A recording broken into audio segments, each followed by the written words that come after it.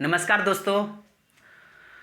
अभी आप बहुत सारे चीज़ जान गए और अभी आप यूपीएससी के स्पेशल ये वीडियो है, ठीक है। यदि आप यूपीएससी का एग्ज़ाम देने वाले हो या दे रहे हैं या उसका तैयारी कर रहे हैं तो उसके लिए ये वीडियो स्पेशल है कि यूपीएससी में विद्यार्थियों को किस माध्यम में परीक्षा देना चाहिए। यही मैंने फिर से बताना चाह रहे हैं कि यूपीएससी में विद्यार्थियों को किस माध्यम में, मीन्स हिंदी, इंग्लिश, किस माध्यम में, क्योंकि बहुत सारे विद्यार्थी ये कंफ्यूज में रहता है कि हम हिंदी में एग्जाम दे या इंग्लिश में एग्जाम दे। अब बहुत सारे कि जैसे कि तमिलनाडु से बिलोंग करता है तो तमिल भाषा से वो 12वीं तक पढ़ा हुआ है, कोई पंजाबी से भाषा से पढ़े हैं, कोई तेलुगु भाषा से पढ़े हुए हैं, कोई हिंदी, कोई इंग्लिश, अनेक सारी भाषाएं हैं। तो हम आपको ये बताना चाहेंगे कि यूपीएससी की ये परीक्षा जो है ना, अंग्रेजी और हिंदी समेत 22 भाषा में एग्जाम दे सकते हैं।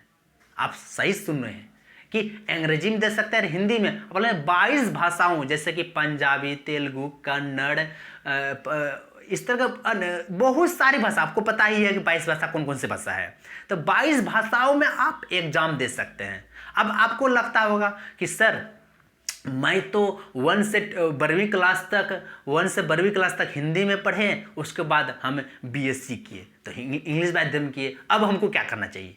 किसी का ये रहता है और किसी का रहता है। तो हम इसको ये बताना चाहेंगे कि और ये बताना चाहेंगे कि जैसे कि आप 12वीं तक हिंदी में पढ़ें, उसके बाद बीएससी किए अंग्रेजी माध्यम से, तो आपको जिसमें अच्छा लग रहा है, हिंदी में अच्छा लग रहा है हिंदी माध्यम से दीजिए, अंग्रेजी में लग रहा है तो अंग्रेजी माध्यम से दीजिए। और जैसे कि बहुत सारे, जैसे 1 से 12वीं क्लास तक कोई हिंदी माध्यम से, उसके बाद वो एमबीबीएस का पढ़ाई किया या बीटेक का पढ़ाई किया या इंजीनियरिंग की पढ़ाई किया या अनेक सारे चीज़ का एग्जाम दिया, तो उसमें अंग्रेजी से तैयारी किए हैं।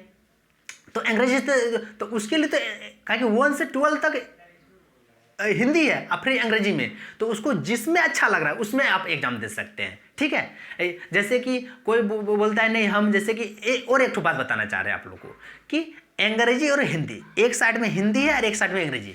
यदि आप अंग्रेजी और हिंदी, अंग्रेजी आपका थोड़ा सा कम है और हिंदी आपका ज़्यादा है, जैसे कि अंग्रेजी आपका क्या वो बताएं आपको, फिर से सुन लीजिए कि अंग्रेजी थोड़ा सा ज़्यादा है और हिंदी थोड़ा सा कम है, तो आप वहाँ पे अंग्रेजी में ही एग्जाम दें। यदि आप कि दोनों बराबर है, हिंदी भी बराबर है और हिंदी, या आप जितना जानते हैं अंग्रेजी में उतना जानते हैं हिंदी में भी, तो आपको यही सलाह देना चाहता हूँ कि आप अंग्रेजी में ही एग्जाम दीजिए। यदि आप हिंदी आपका 19 है, हिंदी आपका 19 है और इंग्लिश आपका 20 है तो इंग्लिश में ही दीजिए। यदि आपका इंग्लिश आपका 19 है और हिंदी आपका 20 है, सुनिए फिर से, हिंदी आपका 19 है और अंग्रेजी आपका 20 है, तो आप अंग्रेजी में ही दीजिए, इंग्लिश में थोड़ा मजबूत कर लीजिए इंग्लिश को, ठीक है। यदि एकदम पूरे कमजोर ही इंग्लिश है और हिंदी थोड़ा सा मजबूत है तो हिंदी में ही दीजिए,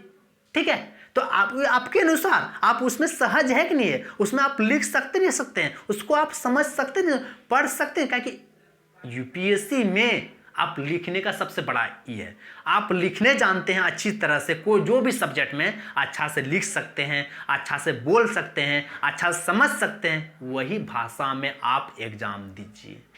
दूसरा भाषा में जबरदस्ती नहीं पकड़ ली। हाँ, हम ये मानते हैं कि इंग्लिश माध्यम का रिजल्ट थोड़ा अच्छा बनता है और हिंदी का थोड़ा सा लो बनता है। क्यों जानते हैं आप? पहला पॉइंट कि अभी जो इंग्लिश माध्यम से जो बिलोंग करते हैं वो सारे विद्यार्थी, अंग्रेजी माध्यम वाला विद्यार्थी बहुत सारे हैं, एग्जाम दे रहा है, और हिंदी माध्यम वाला बहुत कम ही दे रहा है। तो कम दे रहा है तो आपको ये पता ही होगा यार, आप जान रहे होंगे कि हिंदी वाला विद्यार्थी कम है, अंग्रेजी वाला ज़्यादा है, तो सिलेक्शन ज़्यादा का अंग्रेजी का ही होगा ना। जहाँ पर ज़्यादा विद्यार्थी जिस चीज़ में होगा तो वही जो एग्ज़ाम होगा, वही सिलेक्शन ज़्यादा होगा। हिंदी का तो कम ही है। अब प्लस में ऐसे कि अभी कोई आपको सलाह देते होंगे नहीं अंग्रेजी रखिए, अंग्रेजी माध्यम से एग्ज़ाम दीजिए। तो देखिए, अंग्रेजी माध्यम से इसलिए बोला जाता है क्योंकि जो हिंदू हुआ, ये न्यूज़पेपर हो गया, बहुत सारे पत्रिकाएँ हो गए कि इंग्लिश में ज़्यादा अवेलेबल है और हिंदी में थोड़ा सा कम। लेकिन पहले ये था, लेकिन अभी क्या है, हिंदी में भी आज जितना इंग्लिश में था उतना हिंदी में भी आपको अवेलेबल मार्केट में नोट्स, पत्रिकाएं, यूट्यूब चैनल, वीडियो और हर चीज़ हो जाता है। ठीक है। तो वो हर चीज़ हो जाता है। तो हिंदी आपको अच्छा है तो हिंदी रखिए ज़बरदस्ती, कहीं इसमें ज़बरदस्ती कुछ नहीं है। कहीं आपको ऐसे कोई देखिए कि पीटी तो इंग्लिश और हिंदी दोनों में रहता है, ठीक है। कोई देखिए कि जो मेंस का एग्जाम होता है, कोई बोलता होगा कि, या कोई सुना हम एक भैया मुझसे पूछ रहा था, या हम एक भैया जी को पूछ रहा था एक विद्यार्थी कि हम जीएस पेपर हिंदी में देना चाहते हैं, ऑप्शनल अंग्रेजी में देना चाहते हैं। इस तरह नहीं होता है। मेंस में जीएस और ऑप्शनल हिंदी देना है तो हिंदी दीजिए, और अंग्रेजी देना है तो अंग्रेजी दीजिए। ये नहीं कि हमें जीएस को हम देंगे अंग्रेजी में और ऑप्शनल को देंगे हिंदी में, वैसा नहीं होता है।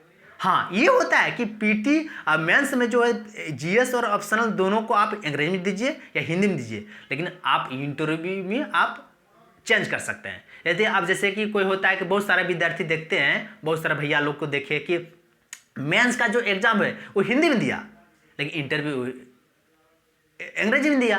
आप कोई जो है कि इसमें जो मेंस का एग्जाम है वो देखते हिंदी में दिया और वो अंग्रेजी में आई। आप बहुत सारे हैं कि ये अंग्रेजी में दिया वो हिंदी में दिया, है कि जो उसको इस तरह सहज ही है कि लिख सकता है हिंदी में लेकिन बोल सकता है हिंदी में नहीं। कोई लिख सकता है अंग्रेजी में लेकिन बोल सकता है अंग्रेजी में नहीं, वो हिंदी में इंटरव्यू दिया। तो इस तरह भी होता है। और जैसे कि जिस भाषा में आपको दे रहे हैं एग्जाम, तो उस भाषा में आपको आप रखते हो तो उस भाषा में आप परीक्षा में अच्छा से लिख सकते हैं, समझ सकते हैं। अगला पॉइंट में कि उस भाषा में स्टडी मटेरियल मार्केट में उपलब्ध होना चाहिए। ये पता कर लीजिए कि जिस भाषा में हम एग्जाम देने जा रहे हैं उस भाषा में स्टडी मटेरियल उपलब्ध है या नहीं है तो दीजिए। इसी को कोई बोलता है नहीं हिंदी और अंग्रेजी के अलावे हम तमिल में देना चाहते हैं, कन्नड़ में देना, पंजाबी देना चाहते हैं और उर्दू में देना चाहते हैं, अनेक इस तरह भाषा में देना चाहते हैं। तो उसके बारे में पता कर लीजिए कि स्टडी मटेरियल पढ़ाने के लिए टीचर और सारे चीज़ है या नहीं है। पता करके ही उस सब्जेक्ट को आप चुने। जैसे कि उसमें से आपको अच्छा टीचर, जैसे जिस सब्जेक्ट में आपको रखना चाहते हैं, जिस सब्जेक्ट से आप एग्जाम देना चाहते हैं, हिंदी इंग्लिश या कोई भी हम बता ही दिए कि 22 भाषा में एग्जाम दे सकते हैं, तो उसमें आपको टीचर कोई सलाह देने वाला है या नहीं है तो उसमें आराम से रख सकते हैं। नहीं है तो उसमें तो आप रख ही नहीं सकते, क्योंकि आप सलाह नहीं कोई देंगे तो कैसे आप उसमें एग्जाम दीजिएगा। जैसे कि यूपीएससी में उस भाषा में पहले से भी एग्जाम दे चुके हैं या नहीं, ये भी पता कर लीजिए कि जिस भाषा को आप चुने हैं उस भाषा में से कोई आगे जो पुराने विद्यार्थी है वो कोई एग्जाम दिया है या नहीं दिया है। दिया है तो सिलेक्शन हुआ है या नहीं हुआ है, इसको आप पता कर लीजिए। इसके इस तरह के बहुत सारे आपके मन में क्वेश्चन आते होंगे यूपीएससी रिलेटेड। यदि इस तरह का क्वेश्चन आता है आपके माइंड में, जहन में, दिमाग में, दिल में, तो आप उस तरह का क्वेश्चन को कमेंट बॉक्स में जरूर से जरूर लिखिए। आप बोलिए इस बारे में हमको वीडियो दीजिए, बनाइए, हम आपके लिए वीडियो दूसरे दिन ही प्रोवाइड करवा दूंगा, ठीक है। तो यही नम्र निवेदन करता हूं कि हम जितना जानते थे इसके बारे में अच्छे से आपको बता सके, ठीक है। यदि आप इसके अलावा कोई भी चीज़ एसएससी, बैंक, रेलवे की तरह का कोई भी विद्यार्थी देख रहे हो तो वो भी विद्यार्थी आप इस चैनल को सब्सक्राइब कर लीजिए, क्योंकि आपके लिए भी स्पेशल हम वीडियो लाएंगे और बनाएंगे। तो इसी के साथ हम इस वीडियो को हम समाप्त करते हैं। Thank you.